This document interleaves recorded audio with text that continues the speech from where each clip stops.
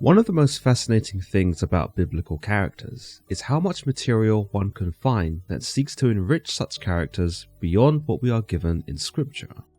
Sure, some like early church father Ireneaus would tell us it's blasphemous, and indeed, considering certain traditions and narratives exist outside of the biblical text, they are ultimately rejected by believers and traditionalists. Yet, when many such beliefs were circulated amongst ancient religious communities, it does pique our interest and curiosity as to why such communities acknowledge these ideas, and where, if not the Bible, did they come from. One such character that fits the mold is Naamah, a woman briefly mentioned in chapter 4 of Genesis as a descendant of Cain and a daughter of Lamech. In the Bible, she is merely mentioned the one time to almost fleshen out Lamech's genealogy, yet in Jewish legends and later mystical traditions, she is painted in a far more complex and sinister portrait. In these accounts, Naamah is not merely a historical footnote, but a figure of temptation and supernatural influence, one who seduces angels, births demonic offspring, and plays a role in spreading corruption across the earth. With this in mind, today we'll be exploring Naamah's character in both the biblical account and within the greater Jewish folklore, examining the texts and traditions that cast her as a dangerously seductive force, akin to the likes of Lilith. By delving into these narratives, we aim to uncover how Naamah transformed from an obscure biblical name into a more mythic embodiment of temptation and wickedness.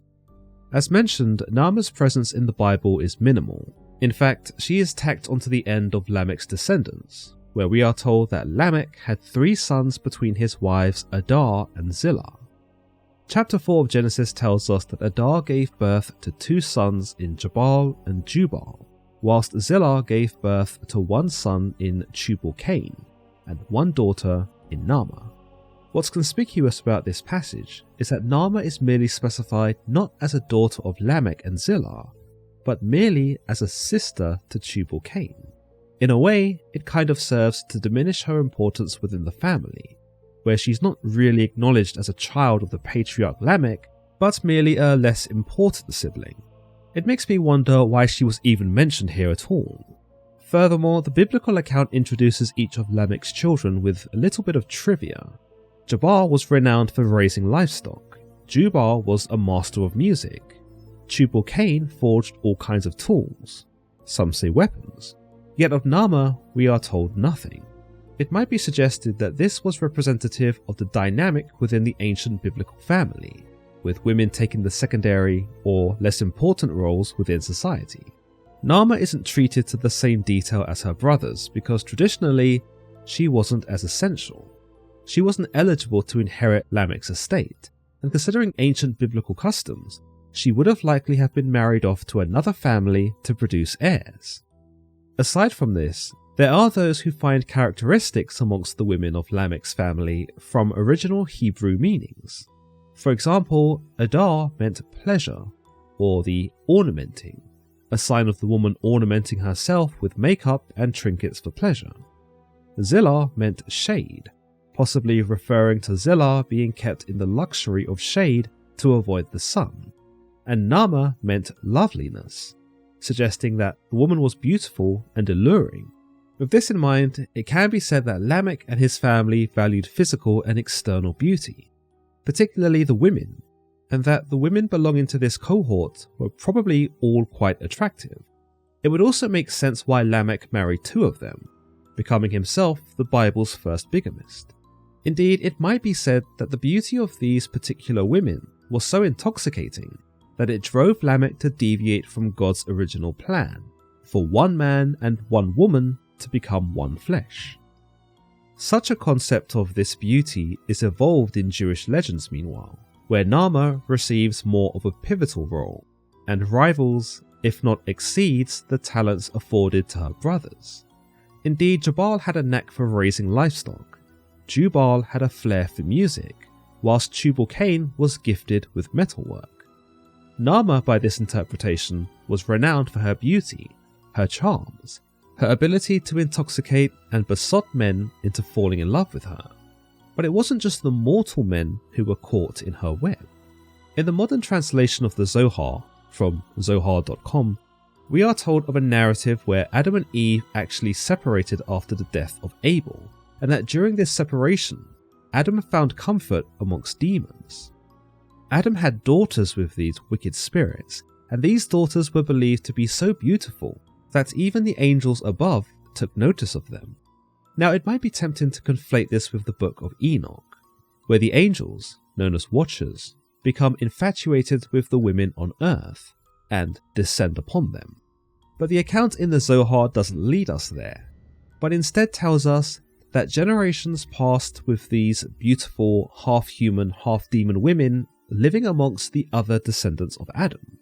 Whilst not specified in the text, there is an implication here that at least Zillah may have been one of these demon women, because we are told there was one male who was born to the spirit from the aspect of Cain, and he was named Tubal-Cain. A female was born with him. People were going astray after her, and she was called Nammah.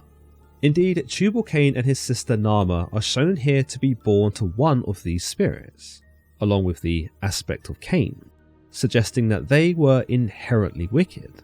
Yet the more incriminating part of this passage is that Naamah was essentially the belle of the ball, and probably knew it too. The text goes on to suggest that Naamah became something of a man-eater, one who seduced and corrupted men, allowing her to give birth to more and more evil beings. The text tells us, from her came other spirits and demons. They were hovering in the air, revealing matters to the others who were below in the world. Here we see that this promiscuity led to Naamah delivering many other spirits and demons, who not only existed in this condemned state, but also corrupted others with forbidden knowledge, and perhaps even dark blasphemous magic. In this sense, you might link Naamah to that of Lilith. She becomes a mother of demons in her own right, who takes on this role of seductress, and works in opposition to her progenitors Adam and Eve, populating the earth not with humans, but with wicked spirits. Now, the text isn't clear exactly how this is done, but there is some indication later in the text that Naamah isn't conceiving physical human babies, but rather operates in a similar fashion to the succubus, preying on men in their sleep by infiltrating their dreams and using their lust to somehow manifest such spirits into existence. We are told that she is a restless and disruptive being, that she is still alive and dwelling in the depths of the sea. She is said to emerge from the water and interacts with humans, particularly influencing men through their dreams and desires. She seduces them in their sleep, feeding off their lust, but unlike the succubus, she does not steal the seed of the man. However, from this act she still becomes pregnant and is able to give birth to various types of demons in the world. These demon children born from Naamah's encounters with human men are then said to appear in dreams to women, who then miraculously conceive and give birth to spirit beings, seemingly unbeknownst to anyone, including the carrier herself. These offspring are then raised by the primordial demoness Lilith. Naamah, though, also seeks out human children, particularly boys, to attach herself to so as to bring about their death. However, when she tries to take these children, 3 holy spirits are said to intervene. The text doesn't give us any details as to who these 3 benign spirits are. They are believed to seize the soul of the child from Naamah and bring it before God, where it is protected and purified in his presence. A subsequent part of the Zohar tells us that sometimes Naamah moves through the world, seeking warmth from human interaction. A man may unknowingly fall under her influence, experiencing intense desire for her in his dreams. When he wakes, he turns to his wife and sleeps with her, but his thoughts are still consumed by the passion he felt for Naamah. Because of this lingering desire, the child conceived in that moment is considered to be spiritually connected to Naamah. When Lilith, the ancient demoness, sees the child, she recognizes its connection to Naamah. Understanding that the child was conceived under Naamah's influence, she takes the child under her care, raising it like the other offspring of Naamah. However, unlike human children whom she seeks to harm, Lilith does not kill this child, as it already belongs to her demonic lineage. Instead, she remains with the child for a long time, watching over it as one of her own. Such an account can also be found in chapter 32 of the Sefer HaZohar, otherwise known as the Book of Light, and translated by Nurho de Manhar. Here we find a dialogue between several rabbis, with Rabbi Haya starting, "And the sister of Tubal Cain was Naamah, gentleness, and wherefore was this name given her? Was it to indicate that she possessed the power of seducing both human and angelic beings?" Despite the noun gentleness, Rabbi Haya is quick to associate Naamah as a seducer, perhaps implying that this gentleness was more akin to the loveliness that we discussed previously. Indeed, they might sound like good qualities to possess, but it was these qualities that enabled Naamah, according to these Jewish legends, to become not only a temptress of man, but of the angels too. Indeed, by this account, her beauty transcended even the spiritual plane, to the point that not even the divine beings were safe from her glamour and allure. Rabbi Isaac weighs in on this question, reminding us, she overcame Azza and Azael, who in scripture are called sons of God. Indeed, the rabbi here is referring to verse 4 in chapter 6 of Genesis, where we are told, "The sons of God went to the daughters of humans and had children by them." However, the rabbi goes a step further and tells us that the names of these two angels, Azza and Azael, perhaps two of the principal angels, who were consumed with lust for Naamah and so fell from heaven as a result of giving in to her. This prompts Rabbi Simeon to add, she was the procreatrix of all the demons of Cainite origin, and it is she that, along with Lilith, afflicts infant children with epileptic diseases. The effort to illustrate Naamah as evil is truly finalized here, where the rabbi condemns her as an amalgamation of all things wicked, the very procreatrix of all the demons. It's quite something that, despite only having a single sentence that barely introduces her in the Bible, Naamah is demonized into oblivion by the authors of the Zohar, who didn't trust her, didn't like her, and attributed to her many wicked things. She was the seducer of men, the corrupter of angels, and in a matter of lines, she becomes the scourge of children, afflicting them with epilepsy. Rabbi Simeon continues, perhaps quite chillingly, that Naamah still remains amongst us in present times, and continues her operation to excite lust in men and inspire their carnal desires. He adds that it is only in the time when the Lord decides to cast them out, and drives all evil from the world, that such spirits as Naamah and Lilith will cease to exist. Until then, the rabbi advises that men would do well to resist temptation, and not be fooled by their dreams or their lustful thoughts, for such deception is likely the doing of Naamah, who wishes to cause ruin and corruption. According to the Tree of Myths, a collection of Jewish tales by folklorist Howard Swartz, we are told of yet another version of Naamah that shows that same dark and evil side of the character that readers of the Bible alone would not have thought possible. The text tells us that in the time before the flood, when God began to regret having created humans, two angels by the names Shemhazai, possibly a variation of Semyaza from the Book of Enoch, and Azazel, another principal angel in the Book of Enoch who has all sin ascribed to him, begin to converse with God, telling him that they had always opposed the creation of humans from the very beginning.